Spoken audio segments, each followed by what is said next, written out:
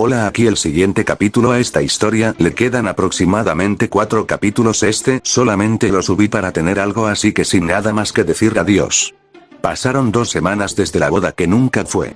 2 semanas en las que Satsuki no salió de su habitación más que para lo indispensable. 2 semanas en las que las criadas entraban con bandejas de comida y salían con las bandejas llenas, apenas tocadas. 2 semanas en las que el teléfono no dejaba de sonar, periodistas, familiares, socios comerciales, curiosos, y ella apagaba el volumen y lo tiraba al fondo del armario. Su mundo, que antes era una fortaleza de cristal y acero, se había convertido en una prisión de silencio y culpa. No lloraba todo el tiempo. Había momentos en que la tristeza se secaba y daba paso a una furia fría, una furia dirigida contra sí misma. Por haberse creído las mentiras. Por haber golpeado al verdadero Naruto. Por haberlo humillado mientras él le suplicaba que le creyera. Revivía esas escenas una y otra vez en su cabeza, como una película que no podía detener. La cara de Naruto ensangrentada, sus ojos azules llenos de lágrimas, su voz rota diciendo te amo mientras los guardias lo arrastraban. Y ella había sido la que ordenó los golpes. La que escutió palabras hirientes. La que le cerró la puerta en la cara. Ahora el verdadero Naruto no estaba. Se había desvanecido como un fantasma, y ningún investigador que ella había contratado hasta el momento había podido encontrar ni rastro de él. Su bicicleta había aparecido vendida en un taller de segunda mano en un pueblo perdido, pero de Naruto, nada. Ni una foto, ni un testimonio, ni una llamada. Nada. El primero de los investigadores fue un hombre tranquilo, de traje gris y modales suaves, que le prometió resultados en un mes. Regresó al mes con las manos vacías y una disculpa. Satsuki le pagó el doble y le pidió que siguiera buscando. A la segunda semana, el hombre renunció. Dijo que era como buscar una aguja en un pajar, pero que el pajar era el país entero y la aguja no quería ser encontrada. El segundo fue más joven, más tecnológico. Usaba drones y software de reconocimiento facial. Durante 3 semanas rastreó cámaras de seguridad, estaciones de gasolina, registros hospitalarios. Encontró a un chico rubio en un pueblo del norte que coincidía con la descripción, pero cuando Satsuki viajó hasta allá, resultó ser otro adolescente fugitivo, huérfano y desconfiado, que no era Naruto. La esperanza la había golpeado tan fuerte que tardó 3 días en recuperarse. El tercer investigador fue recomendado por un socio de su padre. Era un tipo canoso, de ojos cansados y manos temblorosas, que llevaba 30 años haciendo este trabajo y ya no creía en nada. Satsuki le ofreció una fortuna. El viejo aceptó, trabajó un mes, y volvió con un informe que decía, es probable que el sujeto haya cambiado de identidad o haya abandonado el país. Sugiero cesar la búsqueda. Satsuki le pagó y lo despidió. No iba a cesar nada. Fue entonces cuando Kaito apareció en la puerta de su mansión. Kaito no había vuelto a ver a Satsuki desde el día de la boda. Había pasado esas 2 semanas vagando por la capital, sin un peso, sin un rumbo, con su piñata aplastada bajo el brazo y la cabeza llena de preguntas. Dormía en parques, en estaciones de autobuses, en los asientos de plástico de los casinos de madrugada. Pero una mañana, después de encontrarse un billete de 500 pesos en el suelo, literalmente en el suelo, como si el universo quisiera darle una señal, decidió que ya era hora de hablar con Satsuki. Los guardias de la entrada ya lo conocían.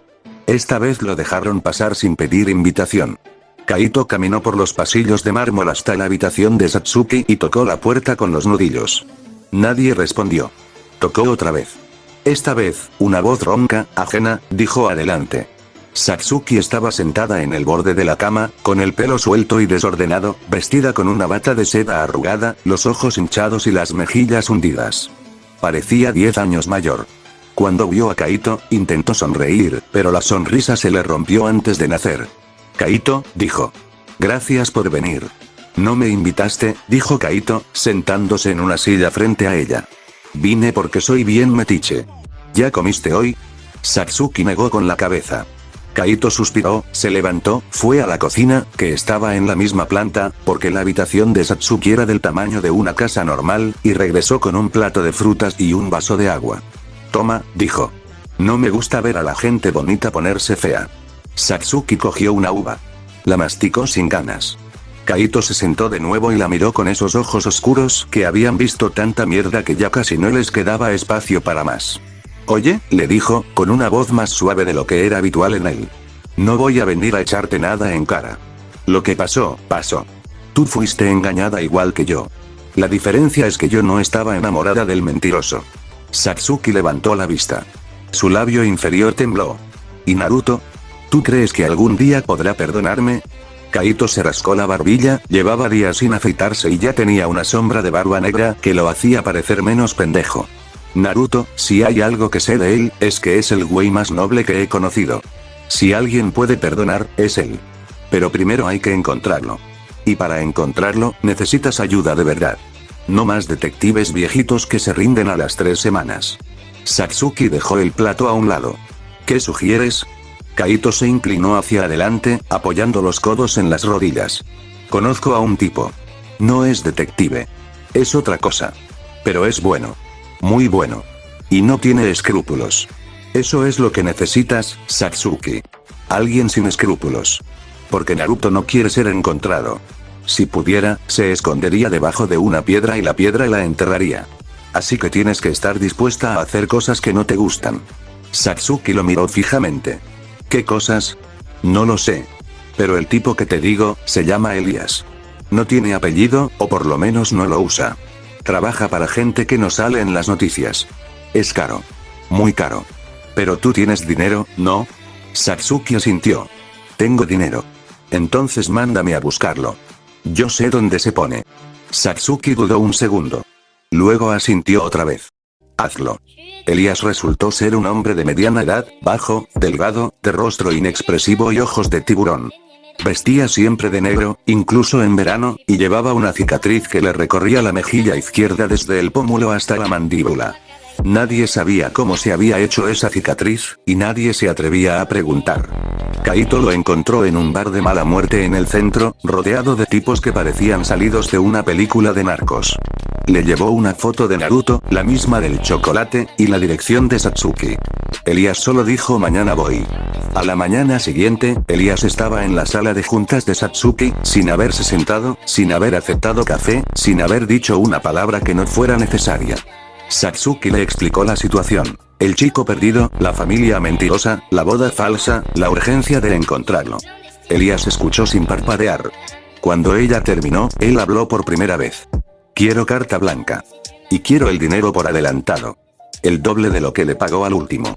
Satsuki no negoció. Firmó un cheque por una cantidad que haría llorar a un banquero.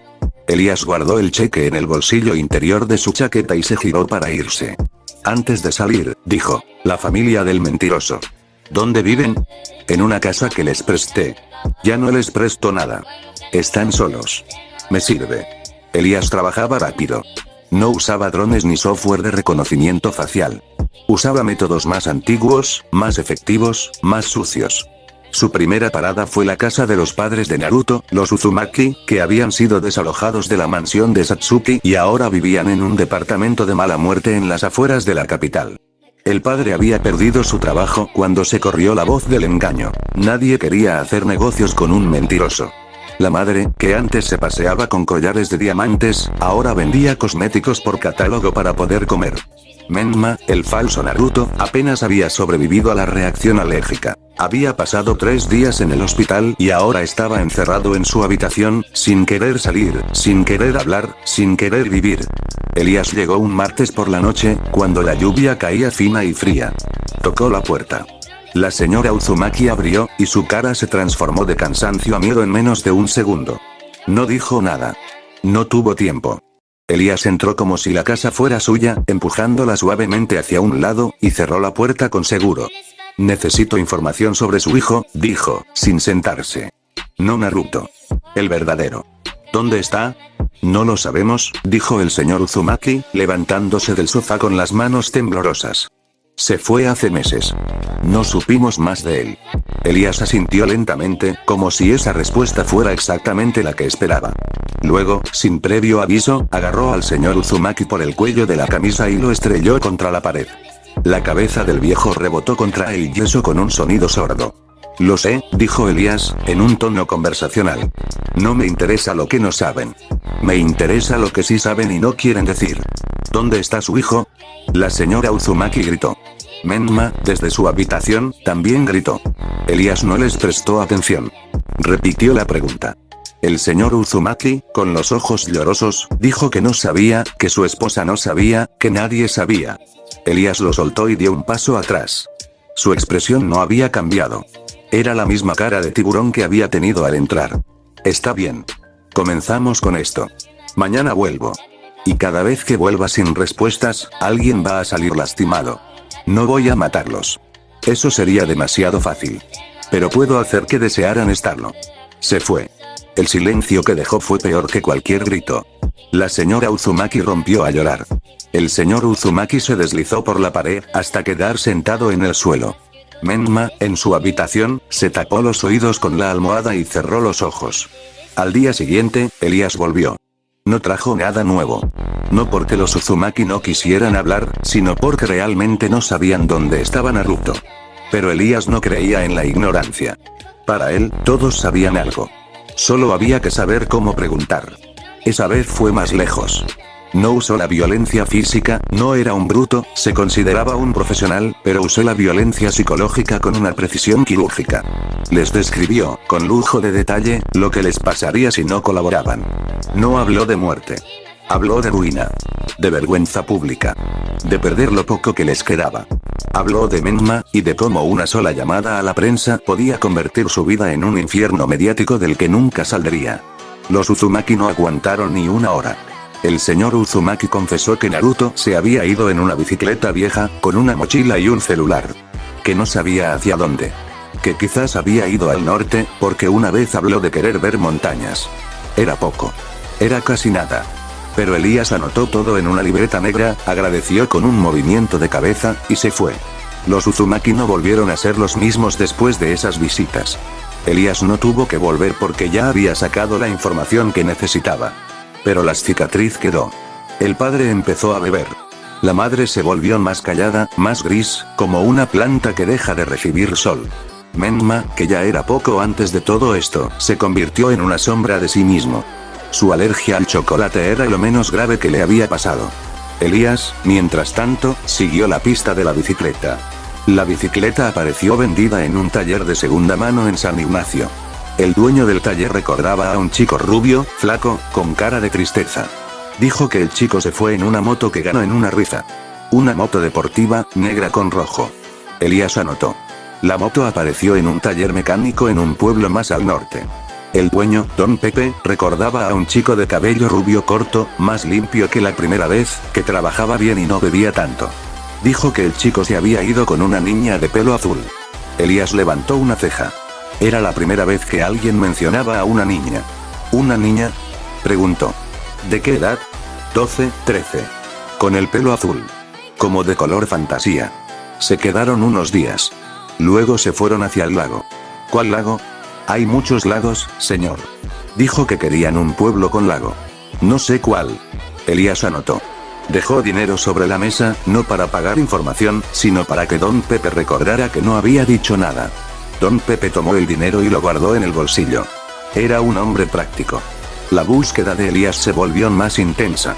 Recorrió pueblos con lago, uno por uno, mostrando la foto de Naruto y preguntando por una chica de pelo azul.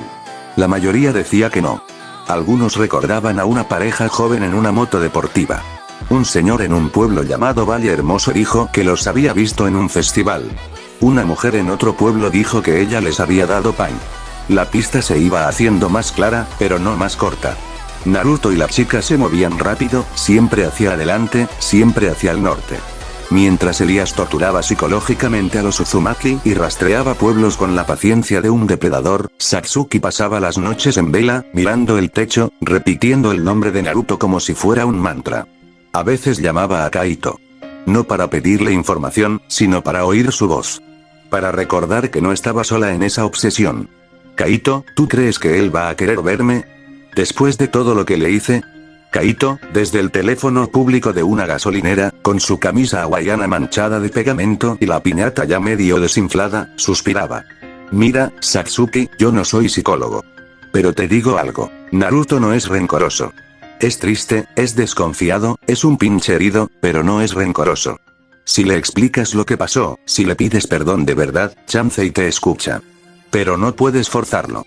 Elías lo va a encontrar, pero luego tú tienes que hacer el resto. Con el corazón, no con el dinero. Satsuki se quedaba callada. Luego, en un hilo de voz, decía, ¿y si ya no me quiere? Kaito se rascaba la barba. Pues entonces lo respetas. Y te alejas. Y dejas que sea feliz con la niña de pelo azul, o con quien sea. Porque si de verdad lo quieres, lo que quieres es que él sea feliz. Aunque no sea contigo. Satsuki colgaba. Y lloraba. No porque Kaito fuera cruel, sino porque era honesto. Y la honestidad dolía más que cualquier mentira.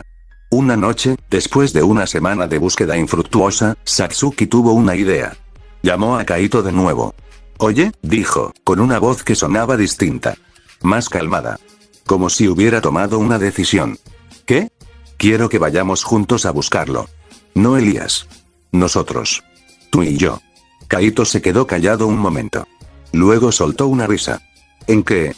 ¿En tu limusina? Porque no creo que Naruto se esconda en el distrito financiero. No, dijo Satsuki. En una moto. O en una bicicleta. Como él viaja. Quiero ver lo que él vio. Quiero sentir lo que él sintió. Quiero entender por qué no quiso volver. Kaito se quedó pensando. Sabía que era una locura. Sabía que Satsuki no había montado en una moto en su vida, y que lo más parecido a una bicicleta que había usado era una estática del gimnasio. Pero también sabía que, a veces, las locuras son lo único que funciona. Está bien, dijo al final. Pero tú pagas la gasolina. Y las sodas. Y las tortas cuando nos dé hambre. Satsuki casi sonrió. Trato hecho. Elías, mientras tanto, había llegado a un pueblo llamado Santa Lucía del Lago. Era un pueblo pequeño, con casas de adobe, un kiosco en la plaza, y un lago tranquilo que reflejaba las montañas. Mostró la foto en la panadería. Doña Elena, la dueña, la miró y sus ojos se abrieron un poco. Luego se encogió de hombros y dijo que no conocía a nadie. Pero Elías notó el pequeño titubeo. La forma en que sus dedos apretaron el trapo con el que limpiaba el mostrador. No dijo nada. Pagó un pan y se fue. Pero esa noche, mientras cenaba en su auto estacionado a la orilla del pueblo, anotó en su libreta, posible. Investigar más. No sabía que, a 2 cuadras de allí, en una casa de tejas verdes con un pequeño patio que daba al lago, Naruto y Furina dormían abrazados, sin saber que el mundo los estaba buscando. Furina había tenido un sueño esa noche. Soñó con 2 ancianos de ojos fríos que la llamaban por su nombre. Soñó con una puerta azul y un jardín de cerezos. Se despertó sobresaltada, con el corazón latiendo rápido, y miró a Naruto que dormía plácidamente a su lado. Algo viene, susurró para sí misma. Algo viene hacia nosotros. Pero no dijo nada. Solo apretó el brazo de Naruto con más fuerza y cerró los ojos, tratando de volver al sueño. No pudo. Se quedó despierta hasta el amanecer, escuchando el lago y el viento, esperando que el futuro, fuera lo que fuera, tardara un poco más en llegar. Fin del capítulo 5.